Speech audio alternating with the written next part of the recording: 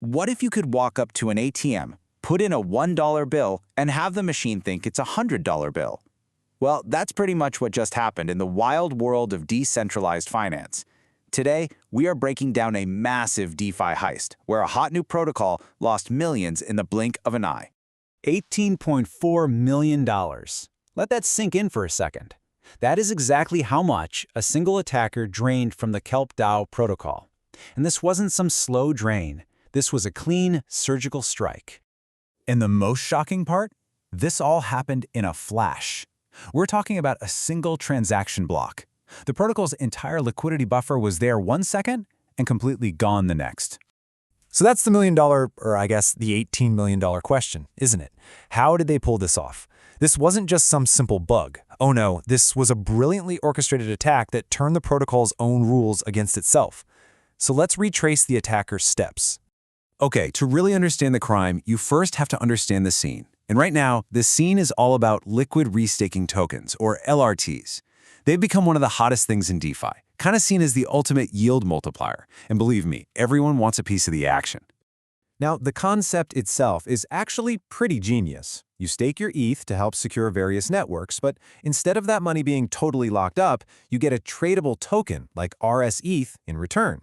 Then, and this is the magic part, you can take that token and use it in other DeFi apps to earn even more yield. It's like your money is working 2 jobs at once, and that promise is what drove this tidal wave of cash into protocols like KelpDAO.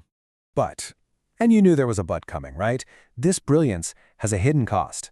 Because in DeFi, every single time you add a new layer of complexity, every time you wrap an asset to make it do something new, you're also creating a new potential point of failure, a new attack surface. And in this case, the attacker found the absolute perfect weak spot. So how did the attacker actually pull it off?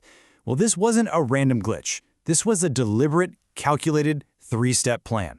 It was specifically designed to exploit logic flaws in the protocol's instant withdrawal system. All right, here's the game plan, step by step. First, the attacker took out a massive, near-instant loan called a flash loan. They used all that cash to temporarily mess with the protocol's price feed, basically the system that tells the contract what everything is worth. Second, they totally flooded the withdrawal system with a huge deposit and then an immediate withdrawal request. And finally, with the whole system confused and clogged up, they made their move, a double claim that tricked the contract into paying them out way more than they ever put in. You know, to really wrap your head around how this worked, let's step away from all the technical jargon for a minute. Let's think of it like you're at a prize arcade. So normally, the exchange rate is set, right? You put in 10 of your paper tickets, you get 1 toy. Simple. But what if you could find a way to glitch that ticket counting machine? For just a split second, you make the machine believe that your 1 single ticket is actually worth 10 toys. And in that tiny little window of opportunity, they fed their glitched ticket into the machine and basically claimed way more prizes than they were ever entitled to. Now in our story, the prizes were the ETH sitting in KelpDAO's instant withdrawal buffer. They didn't steal from the main vault, just completely emptied the prize counter at the front. An empty prize counter, though, was just the beginning of the problems. The attack set off a huge domino effect, and the real panic was just about to hit the open market. I mean, just look at this. The scale of this drop is just staggering. The protocol's liquidity reserves, the money set aside for instant withdrawals, plummeted from a really healthy $22.5 million down to just over $4 million. For any normal user, this meant the instant exit door was just slammed shut.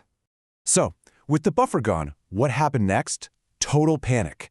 The price of the rsETH token, which should always trade really close to the price of 1 ETH, completely depegged.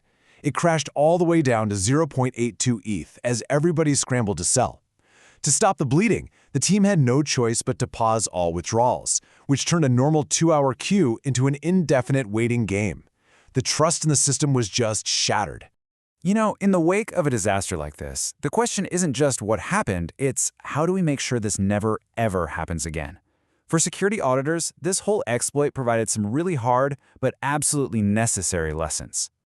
So the auditors came back and basically proposed 3 new rules for the road. First, price oracles need to be way smarter, with circuit breakers that can pause everything if prices start moving too wildly. Second, the act of burning your restaking token to get your ETH back has to be atomic, meaning it all happens in one single inseparable step. No chance for any double counting. And finally, protocols need to put in liquidity caps to stop any single person from being able to drain the entire buffer with one massive transaction. Now look, this isn't just a story about one protocol having a really bad day. This is a critical warning for anyone who's involved in DeFi, whether you're a developer or just a retail investor. It's a huge reminder of the hidden risks that come with all this amazing complexity. And this quote really just hits the nail on the head.